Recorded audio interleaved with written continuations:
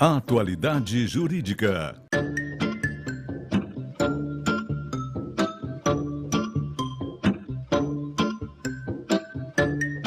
Com Odilon Garcia Júnior e Ivone Garcia. Estamos chegando com mais uma Atualidade Jurídica e a gente sempre convida profissionais do Garcia Advogados Associados para esclarecer todas as dúvidas que poderão surgir durante esse nosso bate-papo. Para isso estão conosco aqui o Dr. Alberto Rosman e o Dr. Fabrício Costa. E o nosso tema de hoje é prescrição. Eu vou abrir esse programa, Dr. Alberto, lhe pedindo que o senhor explique um pouquinho, fale um pouquinho sobre esse tema e nos diga o que é exatamente prescrição. Claro. Em primeiro lugar, nós não podemos falar de prescrição sem considerar outras verbas de natureza trabalhista.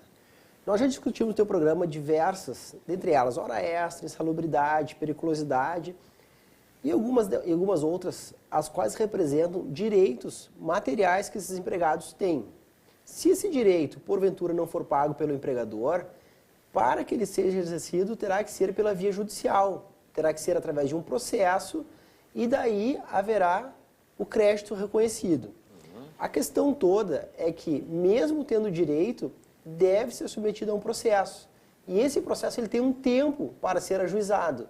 E caso expire esse prazo, aí se dará a prescrição. Então, a prescrição ela é, na verdade, a possibilidade de ter um direito, mas não poder receber por ele. E daí que tem que ter cuidado com relação ao tempo em que será demandada a estação. Doutor Alberto, para isso eu já abri o nosso quadro falando que a gente só convida profissionais que são especializados neste assunto. Para isso está conosco o doutor Fabrício também, que vai bater um papo conosco. Doutor Fabrício, quais prescrições estão previstas no direito do trabalho? A gente pode dar uma explicação para o nosso telespectador sobre isso? Sim, agora sim. Há dois prazos prescricionais previstos no direito do trabalho. Um de 2 anos e outro de 5 anos. O de 2 anos, ele é o tempo contado a partir da extinção do contrato de trabalho que o reclamante, ou seja, o empregado, tem para reparar alguma lesão sofrida no contrato de trabalho. Como funcionam esses 2 anos?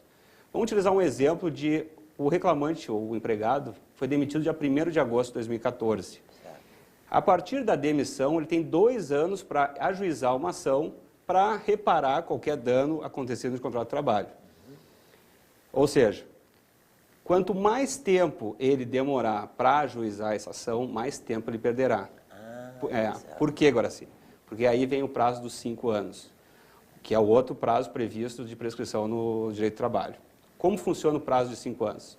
O prazo de 5 anos, ele retroage 5 anos da propositura da ação. Vamos utilizar o exemplo que eu citei anteriormente.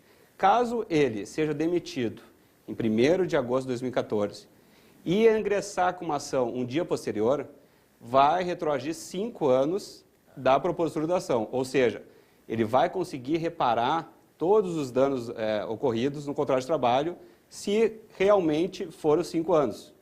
Por exemplo, se 2014, a partir de agosto de 2009, ele começou a ter problema de hora extras, periculosidade, dentre outros pedidos, ele vai poder pleitear e aí vai calcular esses 5 anos, como eu disse.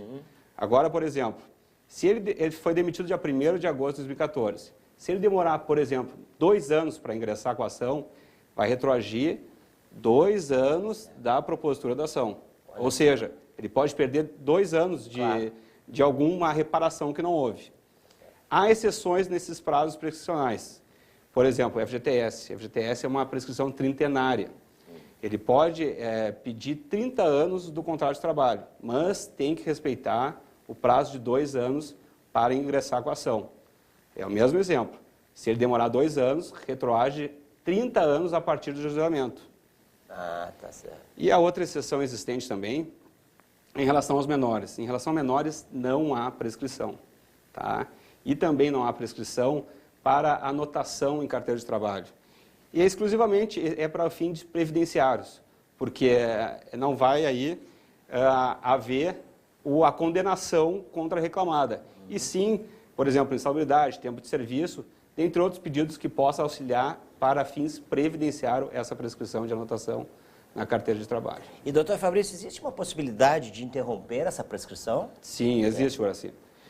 Caso for arquivado o processo, o empregado não compareça numa audiência e é arquivado o processo, tá? ele é interrompida a prescrição. Tá? A partir dessa interrupção, ele tem mais 2 anos para ingressar com essa nova ação. Só que tem um detalhe. Esse tempo, esse biênio de 2 anos, caso ele não ingressar imediatamente, vai retroagir 5 anos. Vamos tirar um exemplo, Guaraci. É bom exemplificar para ficar mais claro para o telespectador entender melhor, né, doutor?